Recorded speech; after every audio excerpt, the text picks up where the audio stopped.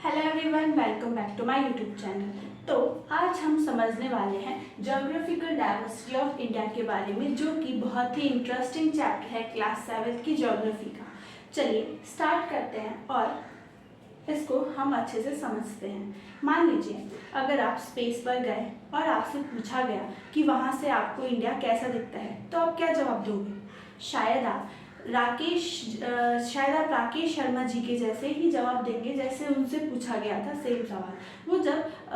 वो जब स्पेस पर गए तो उनसे पूछा गया कि आखिर स्पेस से इंडिया कैसा दिखता है, तो उन्होंने एक ही जवाब दिया, सारे जहां से अच्छा हिंदू से था हमारा। तो आखिर ये बात सच भी है। इंडिया एक बोला जाए तो मिनी वर्ल्ड इटसेल्फ है। India is like a mini world itself. तो आखिर हम क्यों इंडिया को मिनी वर्ल्ड कहते हैं? आखिर क्या रीज़न है इसके पीछे? इसके पीछे ज्योग्राफिकल रीज़न है इंडिया को मिनी वर्ल्ड कहने के पीछे।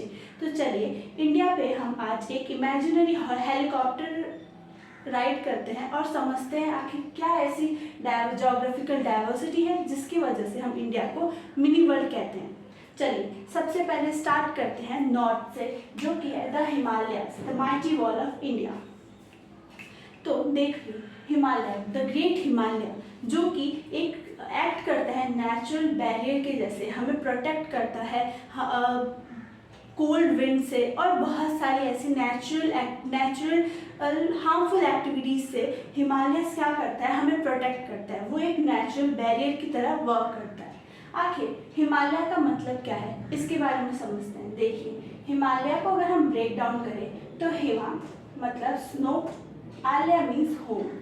तो इसका सिंपल सा मतलब हुआ होम ऑफ स्नो, स्नो का घर हिमालयस को कहा जाता है। हिमालयस के जो माउंटेन्स है ना, वो 8000 मीटर से ज़्यादा लंबे हैं, जो कि आप कह सकते हैं कि जो वर्ल्ड की हाईएस्ट माउंटेन जिसे कहा जाता है माउंट एवरेस्ट, उसके रेंज के आसपास के हैं। ठीक है, तो आगे हम बात करें तो जो हिमालयस है उसको 3 पार्ट्स में डिवाइड किया गया है। कितने पार्ट्स में डिवाइड किया गया है? 3 पार्ट्स में।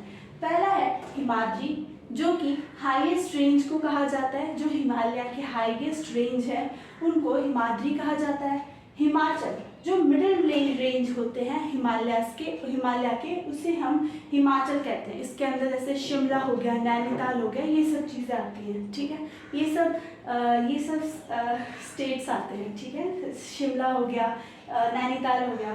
अब हम बात करेंगे तीसरा, जो कि है शिवालिक। ये आउटर रेंज ऑफ हिमालय है, इसे आउटर रेंज ऑफ हिमालय कहा जाता है।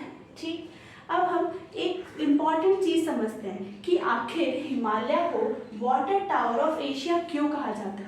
तो देखिए हिमालय से Ganga, Indus, Brahmaputra river start होता है। ठीक है, हिमालय से कौन कौन सी रिवर स्टार्ट होती है? गंगा, इंडस, ब्रह्मपुत्र, ये रिवर्स हिमालय से स्टार्ट होती है। इसलिए हिमालय को वाटर टावर ऑफ एशिया कहा जाता है, क्योंकि बहुत इंपॉर्टेंट रिवर है ये जो तीनों हैं, और जो कि एशिया का वाटर टावर है क्या? हिमालय। तो हिमालय से केवल ये जानने की बात थी, और भी बहुत सारी चीज़ें जानने के लिए, लेकिन ये सबसे इम्पॉर्टेंट चीज़ें हैं कि हिमालय के जो माउंटेन है 8000 मीटर से लंबे, 8000 मीटर से ज़्यादा लंबे हैं। हिमालय को 3 पार्ट्स में डिवाइड किया गया, जो कि यहाँ पे है हिमाद्री, हिमाचल और शिवालिक। और इस हिमालय से कौन कौन सी रिवर की शुरुआत होती है इसके बारे में। तो चलिए अब हम बात करेंगे। अब हम अपने हेलीकॉप्टर को लेके जाएंगे गैंगेटिक प्लेन्स के ऊपर। तो हमारा पहला स्टॉप था हिमालयस। अब हम नीचे आते हैं हिमालयस से और पहुंचते हैं नॉर्थ की प्लेन पे। तो the Gangetic plains, the Indian food bowl, ये जो है ये जो प्लेन्स है ये रिवर के डिपॉजिट से बने हैं। ठीक है, यहाँ की जो सॉइल्स है बहुत फर्टाइल होती है, इसलिए इस प्लेन्स में, नॉर्थर्न प्लेन्स में इसकी जो सॉइल है बहुत फर्टाइल होती है, इसलिए नॉर्थर्न प्लेन में एग्रीकल्चर एक्टिविटीज़ जो होती है वो लार्ज स्केल में होती है, ठीक है। यहाँ पर जो पॉपुलेशन है वो भी बहुत ज़्यादा रहता है। इंडिया की मेजर पॉपुलेशन कहाँ रहती है? नॉर्थ प्लेन में। आखिर क्या रीज़न है इंडिया की मेजॉरिटी पॉपुलेशन नॉर्थ प्लेन में क्यों रहती है? तो इसका सबसे सिंपल रीज़न ये है कि यहाँ के जो लैंड है वो फ्लैट है। फ्लैट होने की वजह से ट्रांसपोर्टेशन ईजी है। बोला जाए तो रोडवेज में अच्छी फैसिलिटीज़ है, रेलवेज में अच्छी फैसिलिटीज़ है, सिटीज़ अच्छे से डेवलप्ड है, वेल डेवलप्ड सिटीज़ है, इंफ्रास्ट्रक्चर अच्छा है। इसलिए नॉर्थ प्लेन में इंडिया की मेजर पॉपुलेशन रहती है ताकि उनको इजीली सब फैसिलिटीज़ मिल सके और वो इजीली अपना गुजारा कर सके, ठीक है। नॉर्थ में लार्ज स्केल पर क्या होता है? एग्रीकल्चर एक्टिविटी, इसलिए इसे बोला जाता है इंडिया फूड बाउल।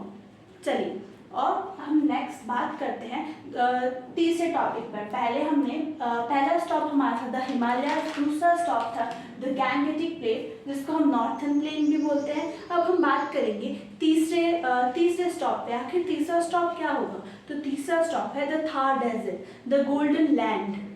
अब चलते हैं इंडिया के वेस्ट रीजन की तरफ, जहाँ पर हमें मिलता है बहुत ही डिफरेंट, बहुत ही अलग लैंडस्केप, द थार डेजर्ट। तो द थार डेजर्ट के बारे में हम बात करते हैं। थार डेजर्ट जो है इंडिया का ग्रेटेस्ट डेजर्ट भी कहा जा सकता है। यहाँ का जो डेजर्ट है वो मेनली राजस्थान में, थार डेजर्ट जो है वो मेनली राजस्थान में है, लेकिन इसके कुछ एरियाज गुजरात, हरियाणा, पंजाब में भी फैले हुए हैं।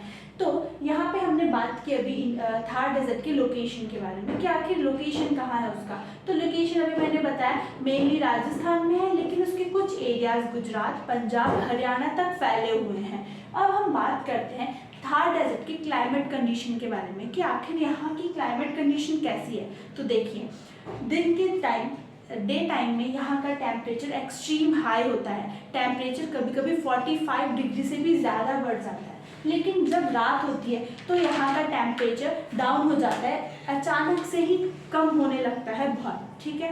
तो डे में इसका टेम्परेचर हाई होता है और नाइट में सडनली ड्रॉप हो जाता है टेम्परेचर में। यहाँ पर बहुत कम रेनफॉल होता है। बहुत कम रेनफॉल होने की वजह से पानी की शॉर्टेज रहती है, वाटर स्कैर्सिटी रहती है, इसलिए यहाँ का जो टेम्परेचर है ज़्यादातर क्या है, यहाँ का टेम्परेचर ड्राई टेम्परेचर रहता है, यहाँ का इन्वायरमेंट ड्राई रहता है। तो थार डेजर्ट का अब सबसे फेमस फीचर के बारे में बात करते हैं कि आखिर क्या चीज़ है जो सबसे फेमस है। तो यहाँ की जो सैंड ड्यून्स है, थार डेजर्ट की जो सैंड ड्यून्स है वो बहुत फेमस है, जो कि विंड की वजह से बनती है और कभी कभी इनकी जो हाइट 150 मीटर से भी ज़्यादा हो जाती है, ठीक है। तो लोग ज़्यादातर ये चीज़ें देखने जाते हैं कहाँ पर? थार डेजर्ट में एक्सपीरियंस लेने जाते हैं कि आखिर सैंड ड्यून्स कैसे होते हैं, टेम्परेचर कैसा होता है, इन्वायरमेंट के बारे में ज़्यादा क्यूरियोसिटी रहती है लोगों को जानने की। तो हमने बात की यहाँ के लोकेशन के बारे में, यहाँ के क्लाइमेट कंडीशन के बारे में और यहाँ के फेमस फीचर, इसका सबसे फेमस फीचर क्या है थार डेजर्ट के, इसके बारे में बात की। तो अब हम बात करेंगे कि आखिर लोग यहाँ पे कैसे एडजस्ट होते हैं। देखिए, जो डेजर्ट है ना, डेजर्ट के टफ कंडीशन के बावजूद भी जो एनिमल्स और लोग हैं वो अपने आप को इसके टेम्परेचर के अकॉर्डिंग ढाल लेते हैं, अपना लाइफस्टाइल इसके अकॉर्डिंग एडजस्ट कर लेते हैं, किसके अकॉर्डिंग? क्लाइमेट और वेदर के अकॉर्डिंग, थार डेजर्ट के, ठीक। यहाँ पे जो कैमल है उसे बोला जाता है the ship of the desert. क्यों? क्योंकि वो डेजर्ट में बहुत ही इजीली ट्रैवल कर सकता है, कहीं भी जा सकता है, बहुत इजीली वो डेजर्ट पे मूव कर सकता है और बहुत फास्ट मूव कर सकता है। जो लोग हैं वो कॉटन के लूज कपड़े पहनते हैं, किससे? हीट से बचने के लिए, अपने आप को टेम्परेचर से प्रोटेक्ट करने के लिए।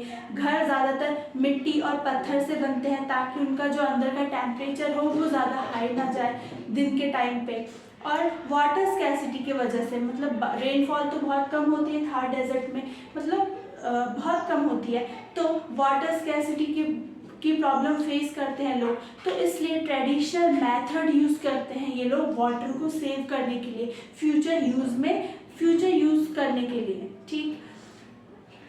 तो ज़्यादातर हमने थार डेजर्ट के बारे में डिस्कशन कर लिया है। तो थार डेजर्ट के बीच में एक सिटी है जो कि बहुत फेमस है, जिसको बोला जाता है जैसलमेर। उसको बोलते हैं the golden city. Thar desert क्या क्यों? क्योंकि वहाँ पे उसका जो इन्वायरमेंट है वो ऐसे ही बनाया गया है। बहुत फेमस चीज़ें वहाँ पर हम देख सकते हैं, बहुत सारी चीज़ें एक्सपीरियंस कर सकते हैं। तो जैसलमेर को क्या कहते हैं? The golden city. आज की वीडियो